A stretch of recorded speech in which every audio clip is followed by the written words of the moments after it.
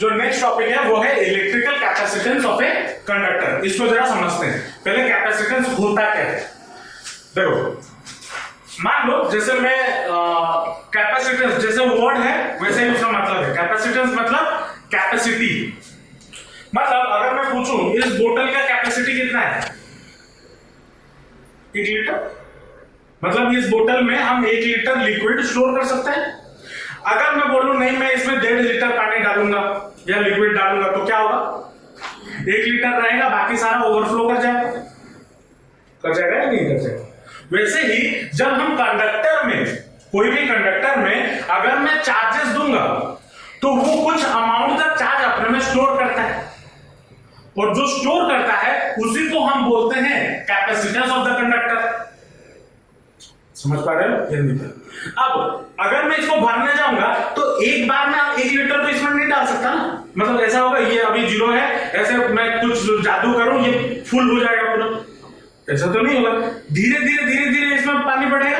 पहले इतना होगा फिर इतना होगा फिर इतना होगा फिर इतना होगा, बढ़ते बढ़ते 1 लीटर फुल होगा या नहीं होगा।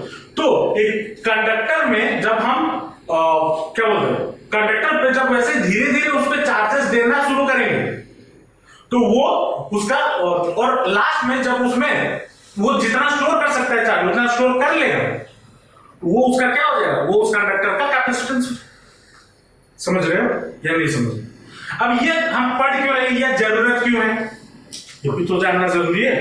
अब मान लो आपके घर पे आपका बर्थडे पार्टी हुआ, आपने अपने 100 दोस्तों को बुलाया, ठीक है। 100 दोस्त खाना वाना खा रहे हैं और पानी पी रहे हैं और 100 दोस्त में से एक 20 या 30 दोस्त एक साथ आपको पानी मांगे, ठीक है। तो क्या करते हो आप, कैसे लाओगे 30 लोगों के लिए पानी? आपको अगर से 30 लोगों का पानी निकालने में टाइम लगता है ना, लगता है। तो आप पहले से क्या करोगे, आप पहले से एक बड़े से कंटेनर में पानी रख देते हो घर में, कोई मांगा निकालो दो, आपको घर से निकालने में टाइम लगता है ना। तो अब आपने वहां पे क्या किया, पानी को स्टोर किया फॉर इमरजेंसी यूज किया ना। वैसे ही अगर मुझे कोई भी इलेक्ट्रॉनिक डिवाइस में मुझे अचानक से बहुत ज्यादा एनर्जी चाहिए हो तो बैटरी बहुत ज्यादा एनर्जी तुरंत के तुरंत प्रोवाइड नहीं कर पाता। वो कौन कर पाता है, वो कर पाता है कैपेसिटर। कैपेसिटर क्या है, वो डिवाइस जो चार्जेस को स्टोर करता है और वो किससे बना हुआ होता है, वो कंडक्टर से बना हुआ होता है।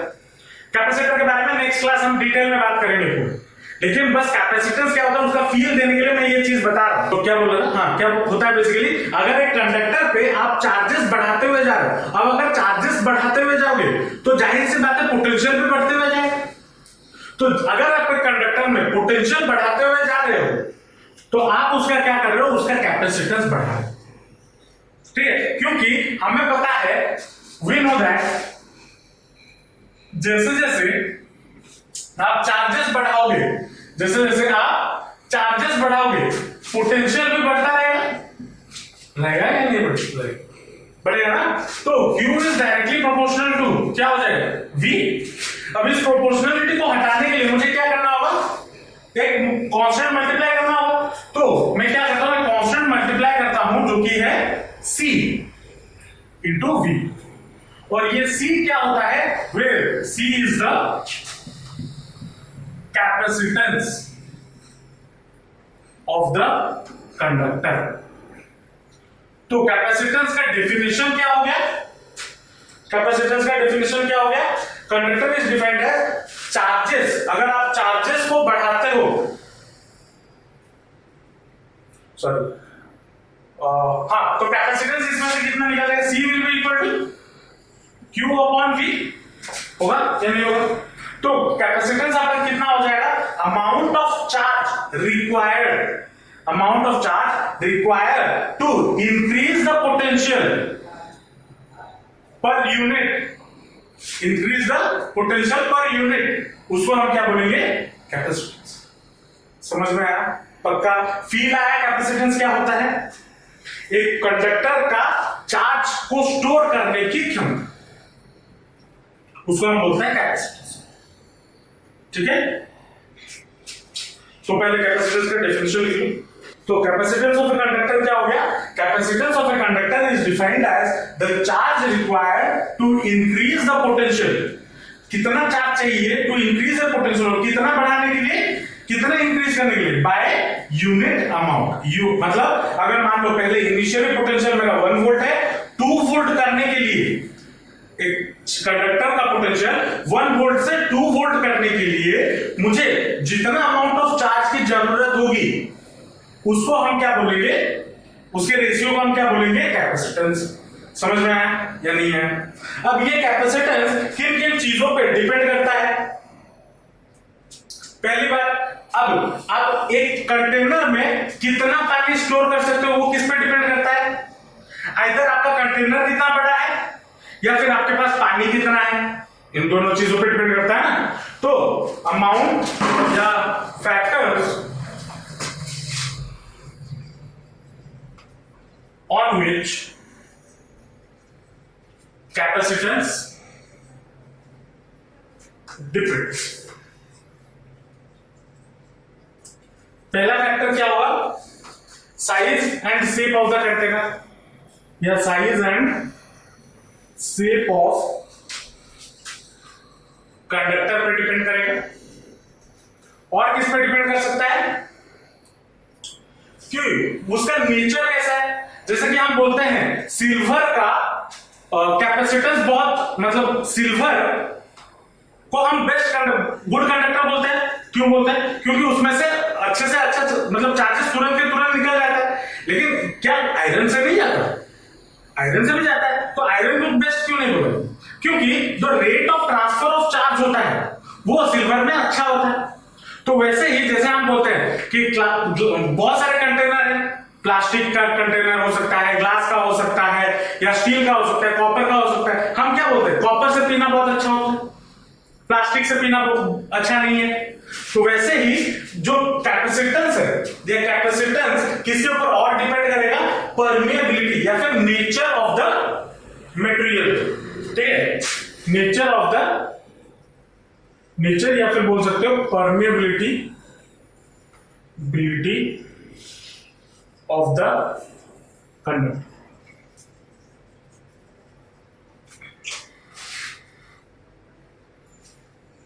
ठीक है, अब और किस किस पे डिपेंड कर सकता है कैपेसिटेंस? डिपेंड कर सकता है कि क्या वो प्योर आयरन है या आयरन या एलॉय है। मतलब क्या सिर्फ वो एक ही चीज से बना हुआ है वो कैपेसिटर, या बहुत सारे अलग अलग मेटल से बने हैं। तो इन चीजों पे भी डिपेंड कर सकता है। प्रेजेंस ऑफ अदर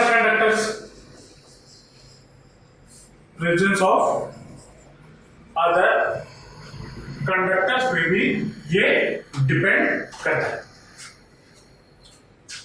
तो कैपेसिटेंस किन किन चीजों पे डिपेंड करता है? एक तो है साइज एंड शेप, दूसरा हो गया नेचर या फिर परमेबिलिटी ऑफ द कंडक्टर, और तीसरा हो गया प्रेजेंस ऑफ द कंडक्टर। चलो अब इसके एसआई यूनिट, कैपेसिटेंस का एसआई यूनिट क्या होगा? अगर यूनिट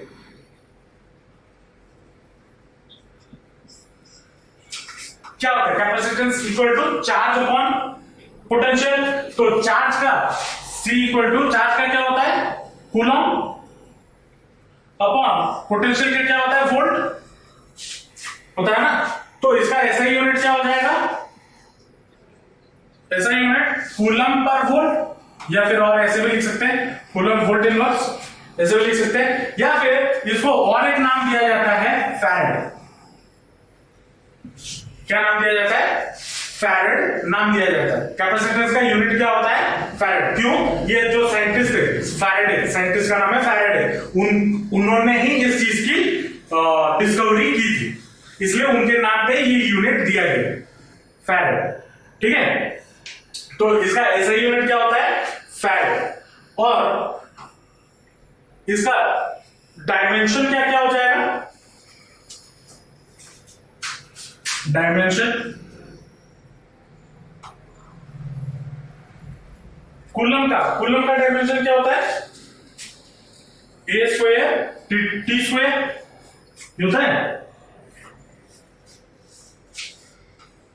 या नहीं होता? यार नहीं, ठीक है। और पोटेंशियल V इक्वल टू क्या होता है? पोटेंशियल इक्वल टू क्या होता है? न्यूटन मीटर होता है। पोटेंशियल इक्वल, सॉरी, हाँ, पोटेंशियल का यूनिट क्या होता है? न्यूटन मीटर होता है ना।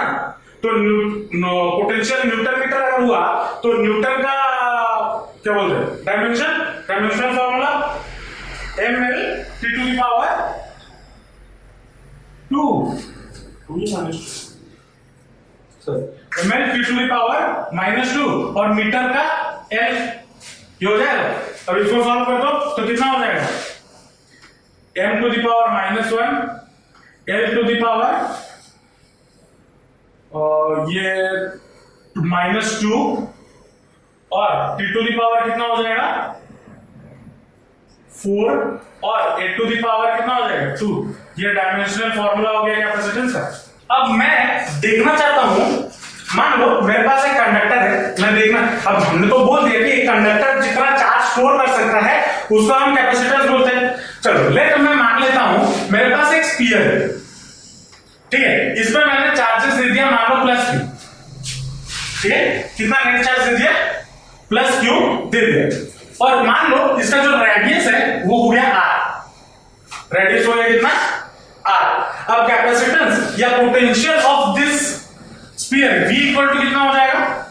1/4 pi epsilon nought into q upon r होगा या नहीं होगा? पोटेंशियल इसका स्फीयर का। अब हमें क्या पता है? कैपेसिटेंस इज इक्वल टू क्या होता है? q upon v।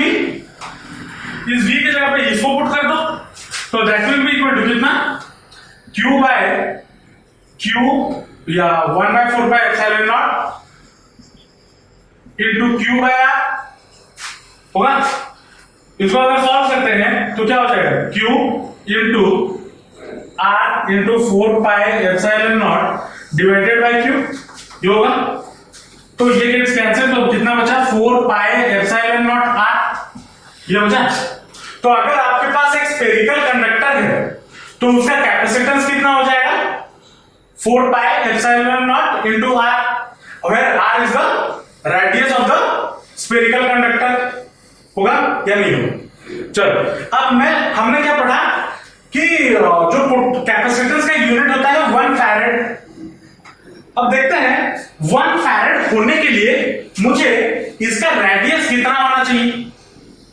समझ रहे हो? मैं जानना चाहता हूं कि ये कंडक्टर कितना बड़ा होना चाहिए कि उसमें 1 फैरेड का कैपेसिटेंस हो, मैं ये जानना चाहता हूं। तो for 1 farad capacitance R should be equal to, या C की जगह पर 1 फैरेड डाल दो तो कितना हो जाएगा? 1 is equal to 4 pi epsilon not r, ये होगा। तो R will be equal to कितना? 1/4 पाई एप्सिलॉन नॉट, होगा या नहीं होगा? 9 into 10 to the power 9 और ऐसा यूनिट मीटर होगा। रेडियस का ऐसा यूनिट मीटर होता है ना, 9 into 10 to the power 9 metre.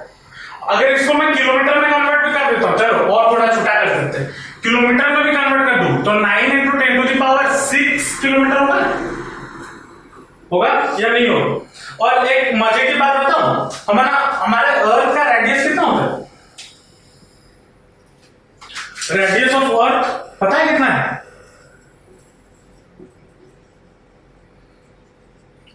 6400 kilometre.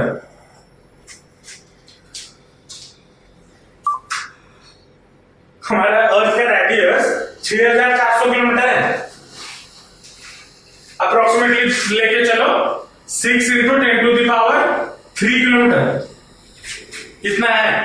अब मतलब मुझे एक फैरेड की कैपेसिटर बनाने के लिए मुझे कितना बड़ा कंडक्टर बनाना होगा, समझ रहे हो? 9 into 10 to the power 6 जो अप्रोक्सीमेटली 1000 गुना बड़ा होगा। 1000 टाइम्स मल्टीप्लाई करोगे ना, इसके साथ 3 जीरो और मल्टीप्लाई करोगे तो 1000, लगभग 1000 टाइम्स ऊपर से यहाँ पे 9 यहाँ पे 6 है। तो समझ रहे हो? मतलब अर्थ हमारा जितना बड़ा है उससे 1000 गुना बड़ा अगर मैं कंडक्टर बनाऊंगा तो बस मैं उसमें कितना चार्ज रख सकता हूं? 1 फैरेड कैपेसिटेंस, 1 फैरेड का चार्ज, सॉरी 1 फैरेड का कैपेसिटेंस उसका होगा। मतलब समझ रहे हो, जो 1 फैरेड का यूनिट है वो कितना बड़ा है, समझ रहे हो। इसीलिए हम जो कैपेसिटेंस का यूनिट यूज करते हैं डे टू डे लाइफ में या प्रैक्टिकल लाइफ में, millifarad, picofarad, nanofarad, ये सब का इस्तेमाल होता है। सब फील कर पा रहे हो 1 फैरेड कितना बड़ा होता है, हो सकता है 1 फैरेड कैपेसिटेंस बनाने के लिए मुझे अर्थ से 1000 गुना बड़ा कंडक्टर बनाना होगा। अब अर्थ से 1000 गुना बड़ा बना लोगे कंडक्टर, तो बनाते बनाते अर्थ के साइज का ही तो बनाओगे, उससे बाहर थोड़ी चला जाओगे, नहीं ना। तो therefore we add 1 farad 1 millifarad, यहां पे लिख लेना चाहिए 1 millifarad इक्वल टू कितना फैरेड होगा, 10 टू द पावर -3 फैरेड होगा, ठीक है। क्योंकि फैरेड हमारा एसआई यूनिट है, तो जब भी हम क्वेश्चन सॉल्व करेंगे एसआई यूनिट में कन्वर्ट करके लिखेंगे, तो ये कन्वर्शन दिमाग में होना जरूरी है, ठीक है। 1 माइक्रोफैरेड कितना हो जाएगा, 10 to the power -6 farad. Picofarad कितना होगा, 10 टू द पावर -12 फैरेड।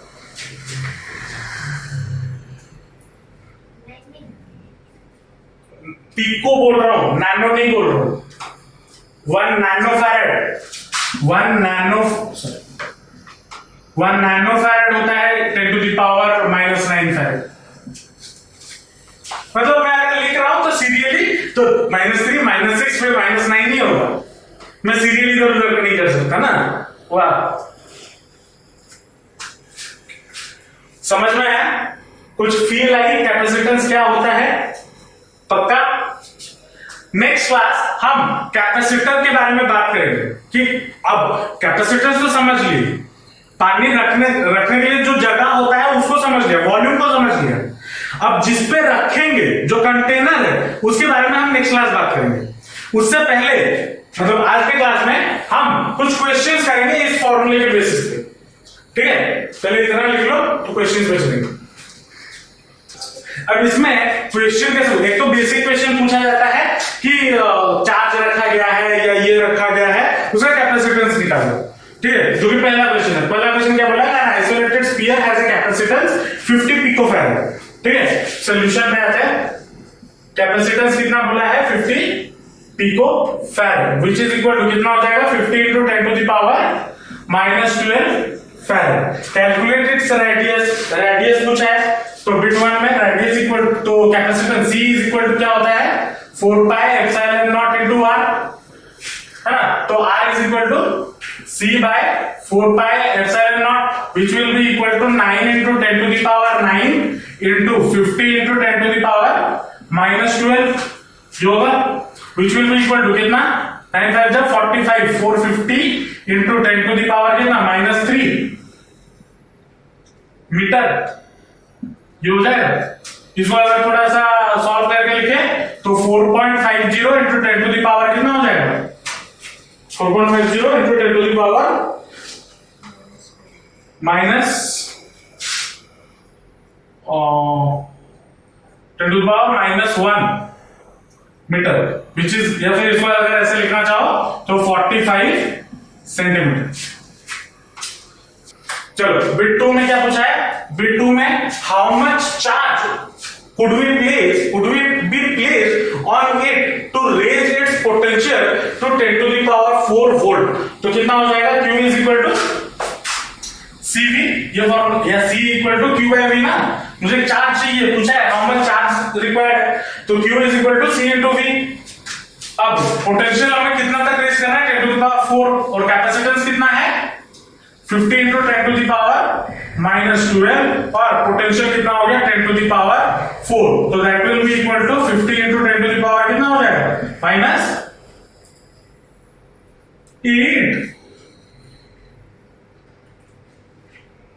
तो ये कितना हो जाएगा 5 into 10 to the power कितना -7 कूलम, तो कितना चार्ज रखा जाएगा 5 into 10 to the power -7 coulomb, या फिर इसको अगर थोड़ा और तरीके से लिखना चाहो तो 50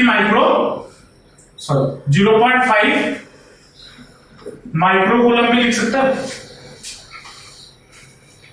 लिख सकते हो या नहीं लिख सकते? समझ में आया? पक्का लिख लो, नेक्स्ट क्वेश्चन पे चलेंगे।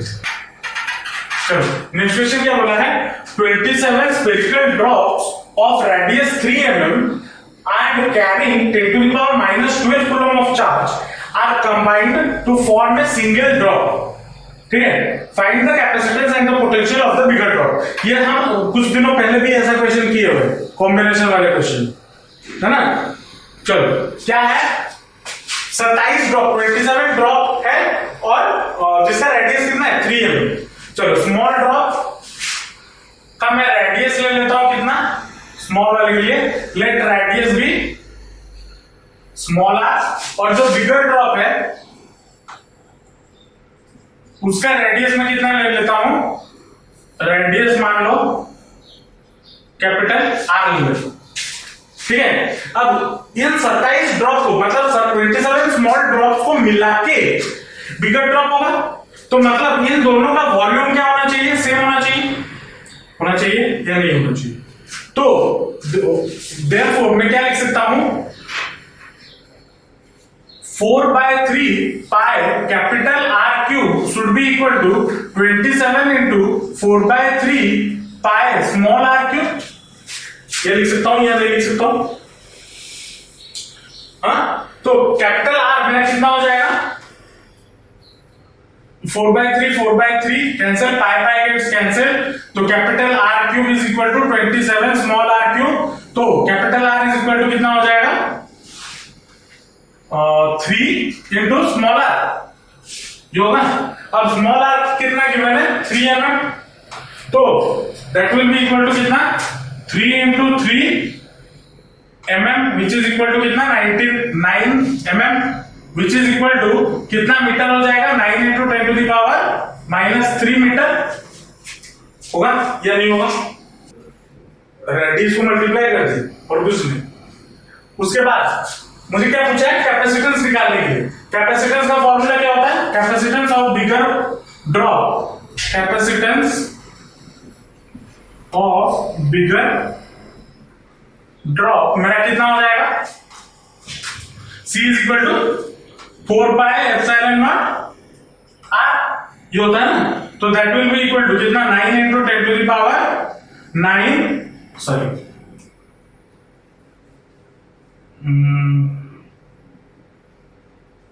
4πε0 इंटू r, ये ना। तो 1/4πε0 का वैल्यू कितना होता था, 9 इंटू 10 टू द पावर 9, तो 4πε0 का वैल्यू कितना हो जाएगा, 1/9 into 10 to the power 9 into radius कितना है, 9 into 10 to the power minus 3 होगा। तो 9 गेट्स कैंसिल, तो that will be equal to 10 to the power minus 3, ये ऊपर चला जाएगा तो -9, तो -9 -3 -12, तो कैपेसिटेंस मेरा कितना हो गया, 10 to the power -12 farad, that will be equal to कितना, 1 पिको फैराड, जो भी है कैपेसिटेंस। तो capacitance of the bigger drop मुझे कितना मिल गया, 1 पिको फैराड। अब यहां पे मुझे क्या पूछा है, दूसरा पूछा है and find the potential of the bigger drop. अब पोटेंशियल निकालने के लिए मुझे क्या चाहिए, C equal to, sorry capacitance equal to Q upon V होता है, तो V will be equal to Q upon C, होगा या नहीं होगा। अब चार्ज कितना है, एक चार्ज में इतना है, 1 स्मॉल ड्रॉप में कितना चार्ज है, 10 टू द पावर -12 कूलम। तो 27 स्मॉल ड्रॉप में कितना रहेगा, 27 into 10 to the power -12 coulomb, होगा या नहीं होगा। तो पोटेंशियल V इक्वल टू कितना हो जाएगा, चार्ज कितना है, 27 into 10 to the power -12 divided by charge, capacitance कितना है, 1 इंटू 10 टू द पावर -12, तो -12 गेट्स कैंसिल, तो 27 वोल्ट। तो पोटेंशियल मेरा कितना हो गया, 27 वोल्ट। पक्का समझ में आया। ये जो क्वेश्चन है ना, इसके और भी कई फॉर्म बनते हैं, ठीक है, जो कि एंट्रेंस क्वेश्चन में पूछा है। ये वाला क्वेश्चन एंट्रेंस में पूछा गया है, ठीक है। तो एंट्रेंस में इस टाइप के क्वेश्चन कैपेसिटेंस के लिंक भी पूछा जा सकता है, तो समझ में आना चाहिए कि कैसे करना है। समझ में आया? पक्का? तो क्या क्या पढ़े? इलेक्ट्रोस्टैटिक्स पढ़े और कैपेसिटेंस क्या होता है उसका थोड़ा फील लिए। समझ में आया? नेक्स्ट क्लास हम बात करेंगे कैपेसिटर क्या होता है, मतलब जिस कंटेनर में हमें चार्जेस को स्टोर करना है, तो उस कंटेनर के बारे में बात करेंगे। और कंटेनर भी बहुत तरीके के हो सकते हैं, है ना, जैसे ग्लास बोतल होता है ना पानी रखने के लिए, बड़ा सा हांडी होता है, वैसे ही अलग अलग शेप्स के कैपेसिटर भी होते हैं, तो उनके बारे में भी हम नेक्स्ट क्लास चर्चा करेंगे। ठीक है, आज का क्लास समझ में आया? पक्का? चलो मिलते हैं नेक्स्ट क्लास।